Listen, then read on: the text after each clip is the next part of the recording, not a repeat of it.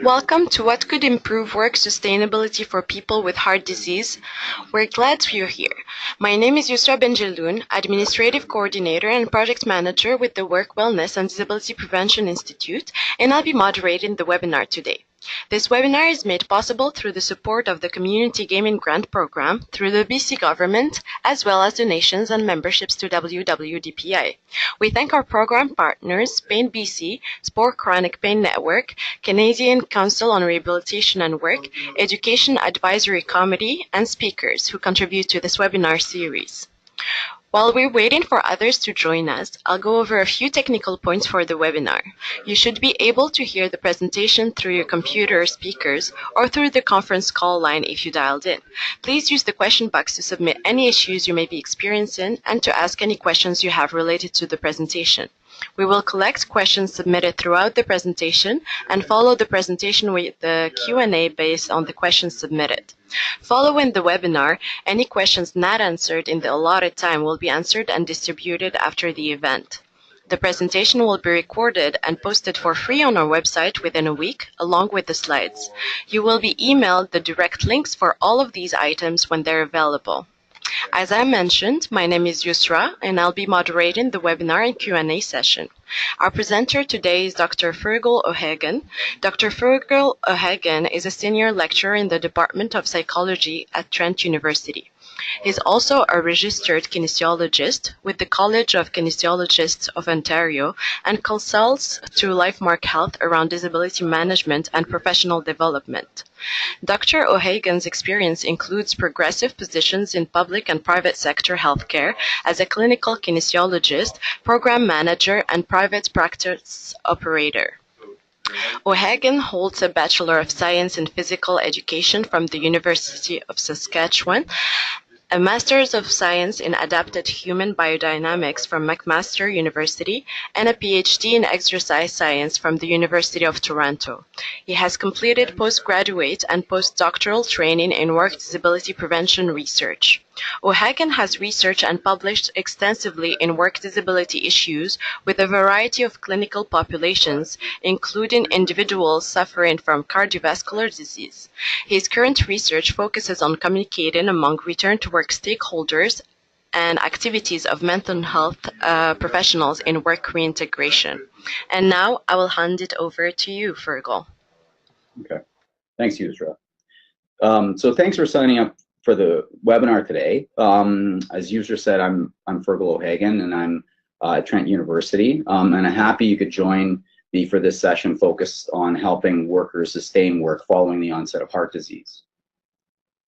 So, as she mentioned, my background is in human movement science. I have a PhD in kinesiology from University of Toronto, and I spent about 3 decades as an occupational rehab clinician, program developer, and manager, and researcher. Currently, in the Department of Psychology at Trent, doing some consulting work with LifeMark.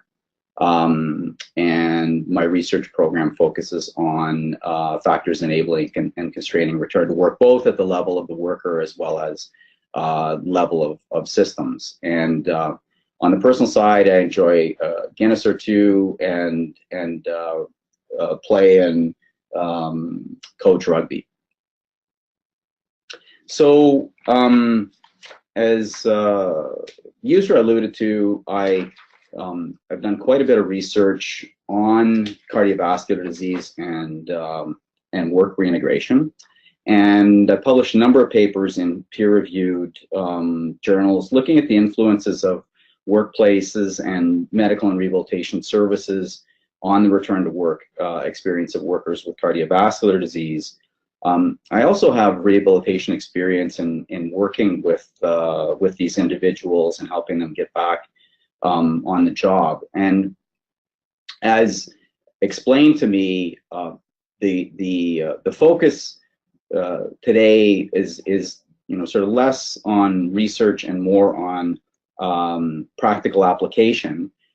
So I'm going to be talking about my research as it relates to practical applications in the area of work disability with cardiovascular patients. And anyone the material that I'm going to be going through is research based, and anyone who wants an upgrade or would like more information on the research that I'm referring to as I go through the talk, I'm happy to provide that. So the learning objectives for today, I wanted to focus on 3 main objectives for today's session. So going away from this session, I hope that you can identify some of the common cardiovascular conditions leading to work disability. And secondly, explain the personal, workplace, insurance, and healthcare influences on work disability. And lastly, I'd like you to be able to discuss workplace and clinical interventions that help to sustain work for persons with heart disease. So I think the main take-homes from today, so first, cardiovascular work disability is not simply a function of heart health. Rather, it's a result of a combination of personal and workplace factors, with healthcare and insurance also playing a role. And in this way, cardiac work disability is no different than any other conditions causing work disability. Secondly, rehabilitation and medical reinsurance are important to restore worker confidence in getting back to work. So being confident and secure with their health condition is critical for individuals with heart disease. Back pain can be disabling, but it won't kill you. Cardiovascular disease can be both disabling and dangerous, I guess, in terms of prospective mortality risk. And then lastly, in the workplace, transitional reintegration programs, accommodation, and workplace health support are valuable in helping workers get back on the job and stay on the job.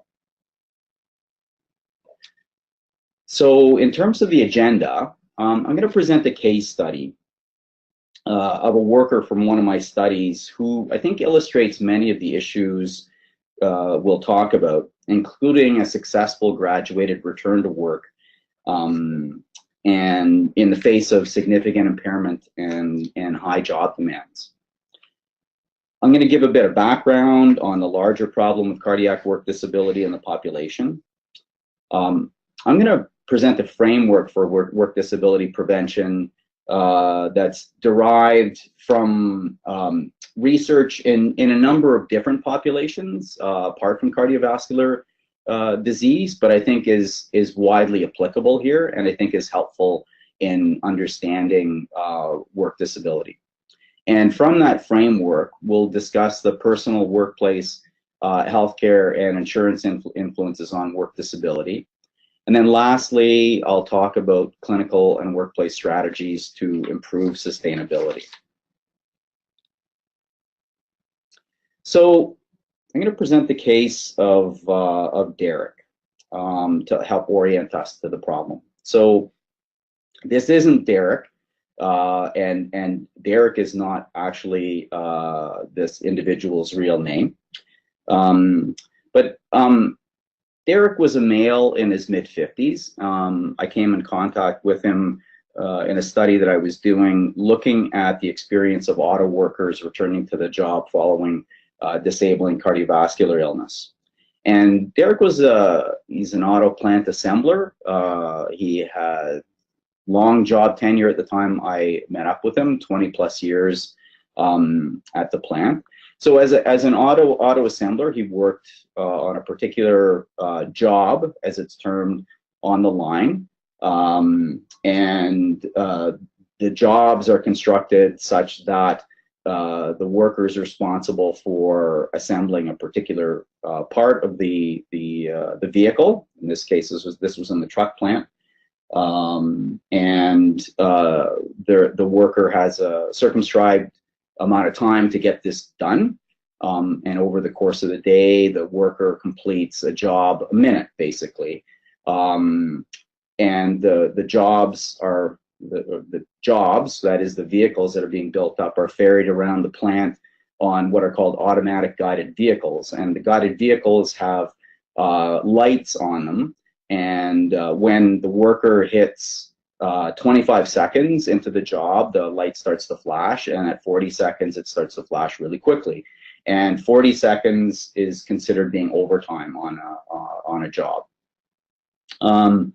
So that's just a little bit of a scoping on the sort of thing that Derek did in the plant. And he liked to think that he was able to sustain one of the harder jobs in the plant over a number of years. So Derek, before Christmas of the year, had a bout of the flu, what he thought was the flu, after which he developed chest pain, and went to see his doctor and went through some diagnostics, and he was diagnosed with cardiovascular disease, multi-vessel disease, for which he underwent a triple bypass. And then subsequently, as I'll discuss further, had 4 weeks of cardiac rehab. The bypass occurred by the end of January.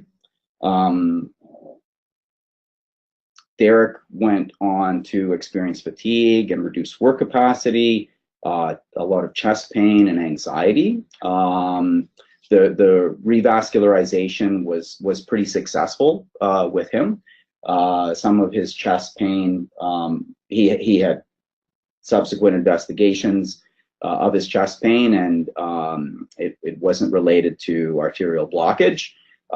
Chest pain is quite common in people who've had bypass surgery because of the invasive nature of the surgery. Anxiety is also quite common in individuals with bypass surgery. He was off work for 8 months, so by the time I caught up to him, it was near the end of August of that particular year, and he was just initiating a return to work program at that time. So I'm going to refer back to Derek's case as we move along as a means of illustrating some of the aspects of cardiac work disability we'll be discussing, and I'm going to talk about some of the other workers that were involved in this study as well, as a means of sort of grounding things. So Derek's not alone in this situation. And it might surprise you to know that 50% of MIs or heart attacks occur in persons under 65 years of age. So that is individuals, maybe not in the prime of their work life, but certainly at an age where they would, be considered to be participating in the labor market. And as retirement age increases, this, the number of people who are going to be in this basket will also increase. And in fact, these estimates are a bit old now, but we have data that indicates that about 1/3 of a million working age Canadians have heart disease, and these individuals live with physical impairments, depression, lower levels of employment and income. And so I guess, the question is, what influences the experience of these workers in returning to and or staying on the job?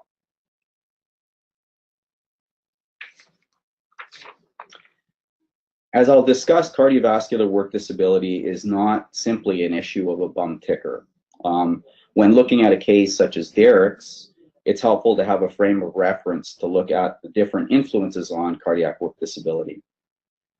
Some years ago, colleagues and mentors of mine, Patrick Wazell and Marie-Josée Durand, developed a conceptual framework to deal with work disability issues. And because of the multiple stakeholders and systems involved, and the sometimes contentious nature of work disability, they likened it to an arena with the worker with work disability at the center. And surrounding the worker, we have a number of systems at play.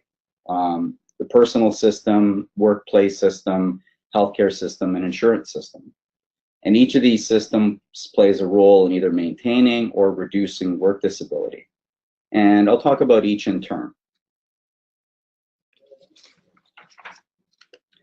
So the personal system is the system of the worker. And this includes the worker's physical status, thought and emotional response to illness, and immediate social relationships with family and friends. So what would be an example of influences on work disability in the personal system of the worker? Well, in the cardiac, individual with cardiac problems, the severity of illness, let's say, and angina pain. It could also be various maladaptive thought and emotional responses to heart disease, like fear or uncertainty as to the nature of their problem. It could also involve enabling influences from the immediate family. The workplace system. So this is the system of the workplace. Obviously, it includes the worker's job position and its qualities. So that is the physical demands, the psychological demands of the work, the amount of control a worker can exercise over their job demands. It includes the immediate relationships the worker has with the supervisor and co-workers, the qualities of the organization in responding to work disability, and also aspects of the external environment that might affect the labor market and, let's say, prospects for the organization, which in turn can affect how work disability is dealt with within the organization. So what would be an example of influences in this system? So an example could be, the accommodation policies and practices of the organization or lack thereof. Also relationships with coworkers and supervisors. The healthcare system is involved in providing medical and rehabilitation support to the disabled worker. This system includes the attending physician as well as allied health providers involved in the worker's immediate treatment and potentially interdisciplinary and multidisciplinary teams involved in care. In the case of cardiovascular disease, the primary care physician, cardiologist, and potentially cardiac rehab personnel would be involved here. What would be an example of an influence from the healthcare system on work disability?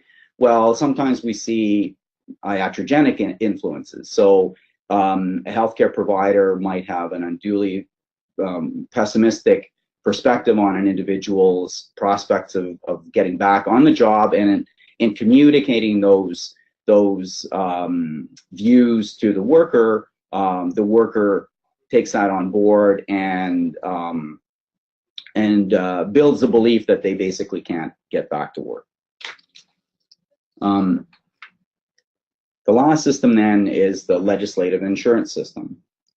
So this system would include the immediate claims agent an individual would be dealing with in insurance, other personnel such as caseworkers, but also the regulations and the legal framework that bounds the system. So in the case of cardiovascular disease and work disability, this would primarily involve private disability insurance carriers, as compensation systems do not generally support workers with cardiovascular disease. And examples from this system might include, difficult interactions or relationships between workers and insurers, or let's say legal involvement in a work disability situation. And of course, there's multiple intersecting influences going across these systems. So for example, delays in healthcare and diagnostic procedures, for example, could result in delays in insurance benefits, causing stress and anxiety for the worker and their system, and delaying the response on the part of the employer in providing accommodation. So let's start looking at the situation through the lens of the personal system. And what I'd like to touch on here are aspects of cardiovascular disease, impairments that arise from it, mental health issues, and issues of psychosocial risk as they relate to work disability.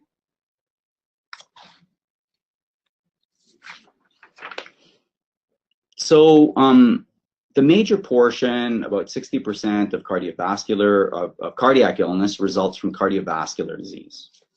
And this is where the blood vessels narrow because of a buildup of plaque in the artery walls.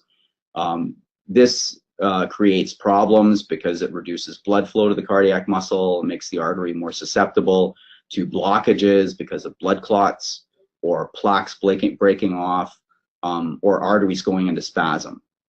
And cardiovascular disease presents in a number of different ways. So ischemic heart disease is when not enough oxygen is being delivered to the heart muscle and it can't function as well as it should. And unlike skeletal muscles in the body, the heart has a low tolerance for work without oxygen, so it can be greatly affected by a reduction in oxygen.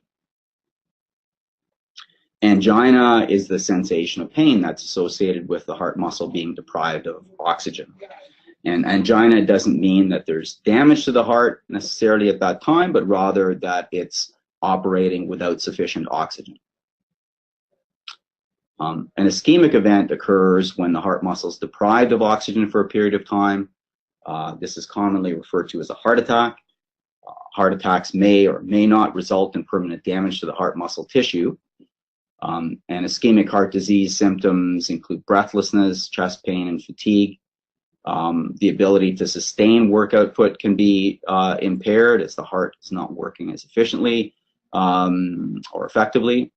And angina can be provoked as a symptom, either through heavy exertion or sometimes work in certain body positions also provokes angina. For example, working with the arms elevated, and this can be an issue if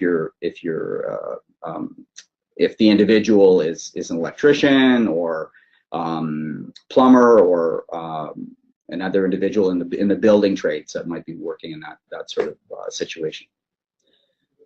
Less common problems include things like heart failure and sudden cardiac arrest.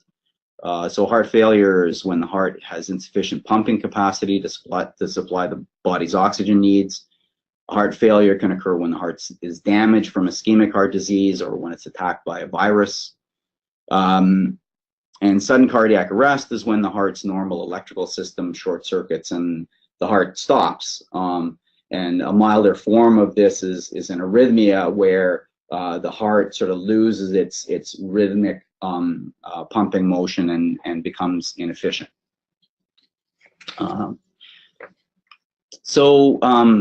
These obviously, one or more of these things trigger an individual to seek care and trigger a disability episode as it relates to heart disease. So let's look at some of the influences on disability episodes from these conditions. So we'll start with the personal system influences. And in terms of personal system influence, what research shows is that the presence of angina and left ventricular dysfunction, probably not surprisingly, decreases the likelihood of return to work and makes it more difficult for individuals to sustain work. And workers with unstable angina, that is angina that isn't necessarily correlated to exertion, are typically not cleared for return to work. Left ventricular dysfunction affects pumping capacity in the heart and is associated with lower functional capacity. And lower functional capacity or work capacity is also associated, although not entirely consistently, with a lower likelihood of return to work or stay at work. That is, an individual can have fairly, reasonable left ventricular function, but because of deconditioning and other things, have reduced functional capacity following myocardial infarction. The research that or research that's sort of inconsistent in this way often doesn't account for the job demands that the individual has to face, or the prospects for accommodation in workplaces that can help the individual with lower functional capacity manage. The average male cardiac patient in his 50s would have the capacity to do, sort of light repair or janitorial work. So that individual actually has, the opportunities, I guess, for work are reasonable. The average female patient would have the capacity to do clerical work. So, for a female patient in that kind of situation, work like, being a personal support worker or that kind of thing, that would be a challenge for them. Another thing is comorbidities. So that is other conditions alongside the heart disease. So heart disease typically occurs in later middle age and beyond that time when other health conditions are emerging. And not surprisingly then, the presence of other conditions like chronic obstructive pulmonary disease is greater, and this lowers the likelihood of return to work or staying at work. Something that's also part of the personal system is the worker's beliefs and emotional responses to cardiovascular disease. And what the research shows is that this plays an important role, and potentially a greater role than absolute disease severity, in whether or not a worker gets back to work or stays at work. So worker representations of illness would include things like, diminished self-efficacy. So self-efficacy is a term we use to describe the particular confidence we have in, in managing work demands, for example, in a work situation, and high perceived work disability. Workers can also become fearful of recurrence of heart disease and develop fear and avoidance behavior. And that lowers the chance of an individual returning to work or staying at work. Individuals can also have a low sense of control over their condition, feel that they're unable to cope and manage with their condition, particularly when they're in a work situation. And they may have ideas, poor outcome expectancy. They may have certain preconceived notions about the likelihood of them being able to get back to work, which will ultimately affect their ability to get back to work. And what's interesting is that research has shown that these beliefs and emotional responses actually account for more variability in work disability in workers with cardiovascular disease. And I'll qualify that. Workers with cardiovascular disease who have the prospect of going back to work, let's say, it accounts for more variability in the likelihood of return to work versus the sort of organic factors like functional capacity. Depression is very common among individuals with cardiovascular disease. So high depressive symptoms have been shown to be present in about 30% of heart attack patients. About 18% of those patients will have a formal diagnosis of a major depressive disorder, and depression, is associated with impairments in motivation and initiation of behavior. And so is associated with a lower likelihood of return to work or staying at work. And then lastly,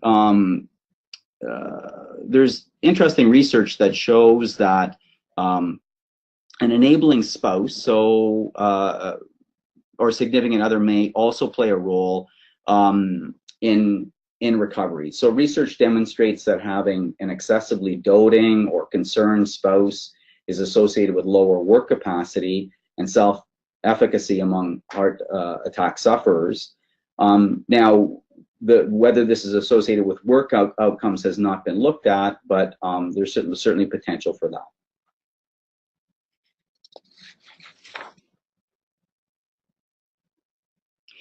So in the study, Derek was involved, and I discussed work and heart issues with a number of auto workers who had returned to work or who were in the process of returning to work. And they described the kinds of impacts on their health that I've discussed here. So, for example, Sean described, one of the workers involved in the study, described some of the classic symptoms of cardiovascular disease that he experienced on the job. Sean had also, things like shortness of breath, weakness, fatigue. He had also recently been diagnosed with COPD, so he was experiencing some night sweats and things.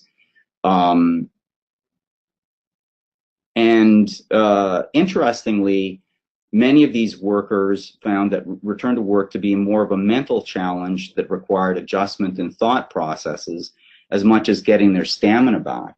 So as Bill stated, return to work was as much a mental as a physical adjustment. And some of the workers I talked to had goals just to make it out the door with a pension. So Sean had children to put through school and a mortgage to pay, and in his mind, he had to make it to retirement. Whereas for Phil, he didn't see working to retirement as an option. The plant was offering buyout packages at the end of that year, and he wanted to work until he was eligible for the buyout package and get into something lighter, which he subsequently did. He moved into a janitorial position in managing a building, and that's something that he could more easily manage. Now, what about the workplace system? What is there about jobs like Derek's and organization that he works for that would promote or impede return to work? So some of the workplace factors in influencing work reintegration. So perhaps not surprisingly, job demands in terms of the pre-injury nature, the pre-illness nature of work play a role in return to work and sustainability. So high physical demands are associated with more difficulties with work reintegration, although this isn't consistent in all studies. And this is perhaps because some studies, or many studies, don't consider the amount of control available to the workers to manage their job demands, because higher levels of control are also associated with less difficulty in return to work. Demand control has also been shown to influence the likelihood of subsequent cardiac events after an initial cardiac event. And there was a 2007 study published from data from Quebec that demonstrated that individuals who returned to work with jobs that had high demand, low control, that would be considered high strain jobs, had about twice the chance of a subsequent cardiac event in the years subsequent to their return to work. And I'm happy to provide that research to anyone who's interested in that. In terms of control, in my study of auto workers, for example, electronic performance monitoring was a major obstacle to work reintegration. So electronic performance monitoring required that they keep up with a prescribed work pace that didn't vary across the day, no matter how fatigued they were. And again, not surprisingly, workers found it difficult to keep up with such a prescribed pace, particularly when experiencing symptoms. In another study, I looked at support from employers alongside physical work demands, job control, and depression in predicting work reintegration. And employer support played as large a role in supporting work reintegration among participants as physical work demands worked against it. As well, in that study, I saw that the more job control participants reported, the better they reported work reintegration as well. A lot of studies have looked at occupational status and found that blue-collar occupational status is associated with poor prognosis for return to work and stay at work, and this is likely due to lower potential for accommodation in these kinds of jobs, but also the jobs being higher demand, lower control as well. One thing that's really important is the accommodation and disability management practices in the workplace. And this is no different than musculoskeletal injuries or mental health problems. The problem for cardiac patients, though, is that compensable disabling conditions like back pain may be given priority for accommodation by employers to keep comp premiums down, leaving workers with cardiac problems potentially out in the cold. And this was a problem for workers in the auto plant study, as their collective agreement provision only explicitly covered work disability caused by musculoskeletal problems. Cardiac problems could be accommodated, but they were at the discretion of the supervisor and the particular plant. The workers talked about, in my study of auto workers, the workers talked about a lot about things like performance monitoring and the structure of work. And as Phil and Derek alluded to here, their work output was continually monitored, which created sort of an insidious stress that was difficult to put their finger on, but it was something they could feel. As Jim indicated here, work relationships also played a role insofar as the workers didn't want to be seen as slackers on the job, and they really took the comments of their co-workers to heart, pardon the pun, which created more stress for them back on the job. Seniority and accommodation provisions were helpful to some workers. So as Dan indicates here, following his heart condition onset, he was able to bid onto a lighter job that basically didn't have the same kind of demand on it. He actually was supplying parts to the line, and so that made it easier for him to get back to work. But at the same time, lower seniority colleagues with heart disease who didn't have the same tenure would be bumped off of jobs like that potentially. And then another big help for the workers in the auto plant study was the occupational health department. So workers relied on occupational health for support if they ran into problems with symptoms on the job. A trip to occupational health was also used sometimes as sort of a bargaining device to get a demanding supervisor to back off if the worker was having a bad day. The plant physician was also very helpful in translating sometimes unworkable recommendations from outside physicians, cardiologists, or primary care providers into restrictions and accommodations that the plant could deal with. What about the healthcare system? So what the research shows about medical and surgical treatment is, so medical treatment refers to treatment with medications that reduce workload on the heart, anticoagulants to reduce clotting, anginal medication, lipid lowering medication. Surgical treatment refers to bypass surgery or angioplasty, and while medical and surgical intervention may enable a worker to function at a level consistent with his or her job, what's interesting is the research shows that these interventions don't necessarily increase the likelihood of return to work in workers with heart disease. And studies actually have shown a regression of return to work following bypass surgery. And this is interesting because following revascularization, the heart's actually in better shape than in terms of blood flow than it was before. Cardiac rehab can improve return to work chances if the program includes an occupational rehab focus. So what I'm referring to there are things like specific activities that harden the individuals to their work activities, that focus on return to work coping, that involve contact with the employer, negotiating accommodations, this sort of thing. And these programs may be particularly effective in workers with greater disease severity. Conventional programs without these components haven't really demonstrated benefit for return to work. And workers in my studies cite, that the conventional programs they have limited intensity. There's a lack of specificity to work activities and program focus that really limited, they felt, the value of cardiac rehab for work reintegration.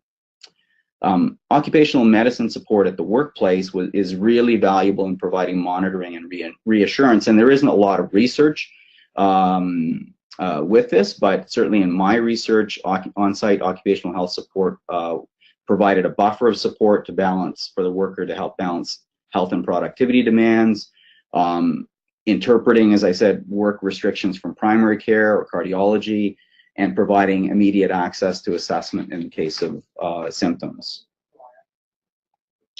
Now, what about the insurance system? So I think a couple of things here. First of all, different consideration depending on cause, that is work-relatedness. So in terms of accommodation, cause-based compensation systems with incentives for reducing claim costs can work against workers with non-work-related problems, such as people like Derek. And in fact, in the plant, there was sort of favoritism in terms of accommodation for work-related injury. And it's interesting because there are in other countries like the Netherlands, for example, don't have cause-based systems. Essentially, the employer foots the bill for the first couple of years of work disability, irrespective of whether it's due to heart disease or occupational back pain. So this leaves workers at a disadvantage. Access to rehabilitation is another thing that is differentiated based on insurance. So in systems like workers' compensation, in Ontario and I believe elsewhere, workers have access to a lot of specialized service. So, for example, with LifeMark Health, our clinics provide services for workers who have complex work disability, and they get, there's a case management component to that, and a work hardening, enhanced rehab that involves psychosocial intervention as well. This typically isn't accessible to workers with cardiovascular disease. They have much more modest access to rehab, and as I mentioned, with the sort of conventional rehab programs, they're not really tooled up to deal with return to work issues. Another thing that's interesting is that there are conflicting interests in some companies in terms of self-insurance. So when companies self-insure and pay disability costs plus administration fees, there's really no incentive on the part of the insurer to get the worker rehabbed. In fact, it's in their interest for the worker to remain off work, because the money that they're making is on the administrative costs related to managing the claim. And whether or not I don't necessarily believe there's a malicious intent with this, but I think that workers can certainly fall through the cracks more often in this kind of a situation. So back to Derek. What happened to Derek through all of this? So I'm going to just move through his story, highlighting some of the key features of his work reintegration. So where we left things off, he had been absent for 6 months, or pardon me, 8 months prior to his return to work. And he went back in. They managed to negotiate a graduated return to work program. His physician provided some restrictions for return to work. And to understand his return to work, you have to understand a little bit about his history in the plant. Derek was just a model worker. He had a great work record. He hadn't had a lot of sickness absence, if any. He had been on this difficult job on the line for years, actually. So he really had a tank of social support with his supervisor and the occupational health physician. And So along with the union, they developed a graduated return to work. Derek was also able to bid onto a lighter job to go back to. And essentially what they did was they had him working as a second on the line. So they had another worker that buddied with him. So essentially they were paying two workers to do one job here. Derek would work to the extent that he was able, and then he would be spelled by the other worker. He initially the first day he went back in, he did 4 hours, and that was too much. So he cut back to 2 hours, and that was his starting point for his return to work, and worked up from there. He had a number of sickness absence episodes and required a lot of reassurance from the plant physician over the course of his return to work. And it took a full 5 months for him to get back to full duties on the line, but he was able to get there. So the critical factors for Derek were, his ability to access accommodation at work, his seniority allowing him to bid onto a lighter job, the social support from the Health MD, the supervisor, the union, and of course his own perseverance in toughing it out through this process with a lot of uncertainty and anxiety around his problem. And the other workers involved in the study with Derek didn't take their heart disease laying down either. And many enacted creative strategies to manage pressures at work. So here Jim describes that he sort of, in going back on the line, he sort of let, the pressure, the push of the supervisor run off his shoulders. Changing mindset was a very common strategy. They took a different approach to their work, not taking things so much to heart, so to speak. Workers also did their own work hardening on the job where possible, as Bill describes here, where he gradually builds up his tolerance. Some workers, like Pat, bid onto lighter jobs to reduce load. And rehabilitation was another possible avenue for workers to improve function, but really only less, out of the workers in this study, only less found rehabilitation to be really beneficial. So I wanted to talk a little bit about assessment and in terms of the worker and components of rehab.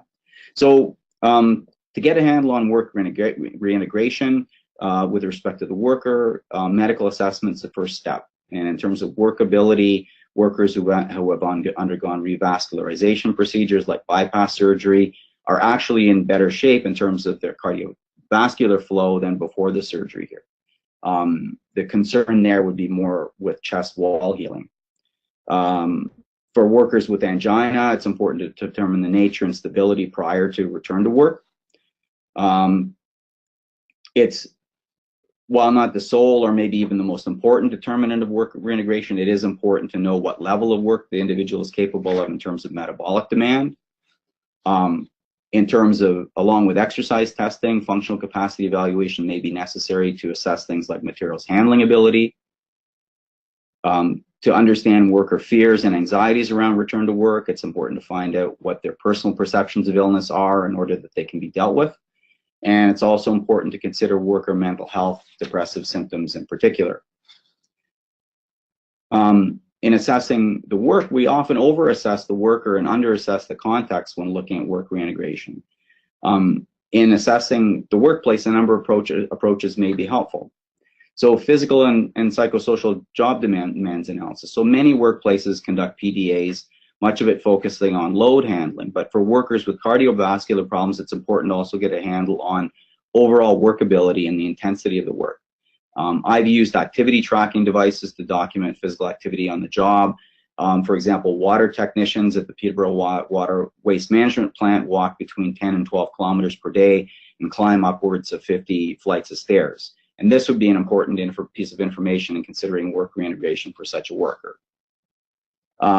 job demands and resources. So there's a tool called the Job Content Questionnaire that can get at these kinds of things. It's more difficult to measure objectively, but this can be helpful at getting an understanding of job strain.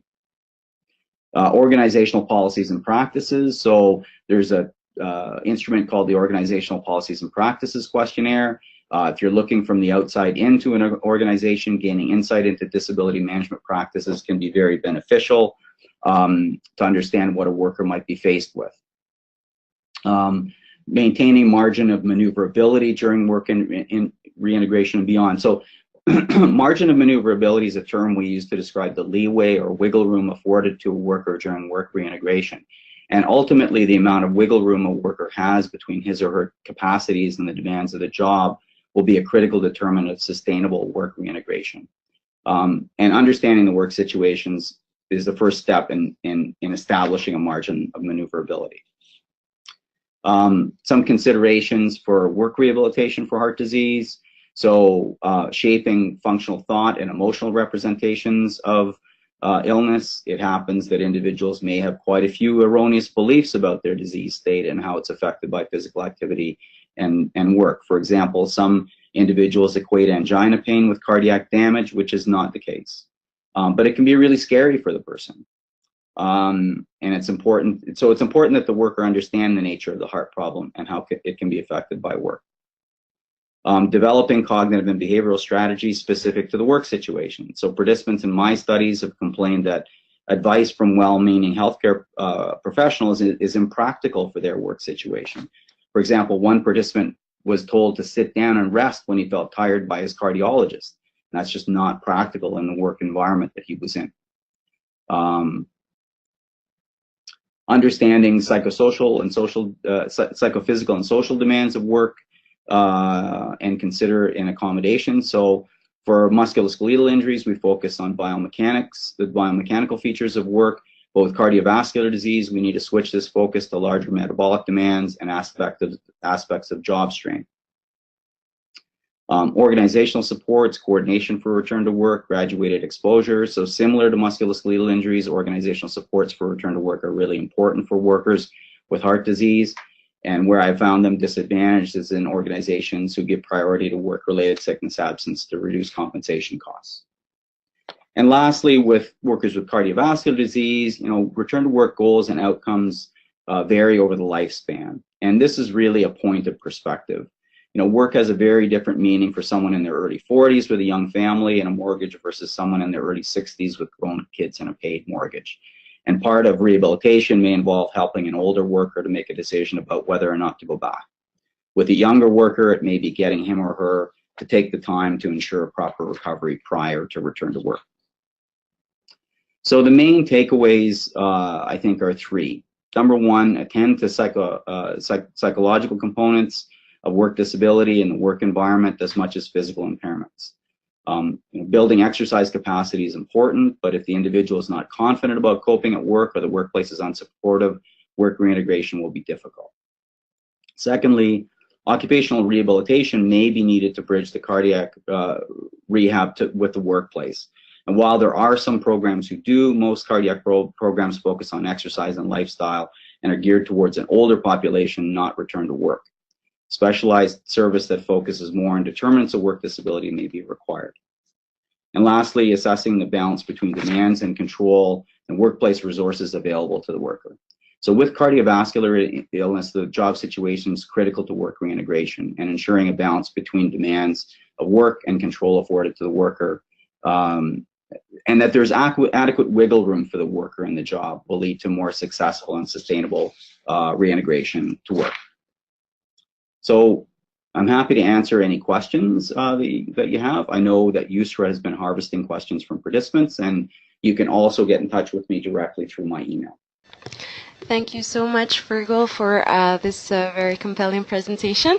Immediately we'll be starting our Q&A session. So if you have any questions, please insert them in the question box. So let's start with our first question. So have you looked into why return to work is less likely after surgery, even though the heart health is improved? Yeah, I mean that's a that's a puzzler. Um, from so there hasn't really been quantitative assessment of that, and I think like having interviewed quite a number of workers with heart disease, my feeling is that following an event like that in their life, the worker is just taking a different perspective on work. Um, it's a bit of a gut check in terms of their own mortality, the place that work holds in their life. For some people, work has been the central feature of their life, and they've been excessively involved in it. And I think it's a time when heart disease really gets at the worker's heart, like it causes them to stop and reflect about things.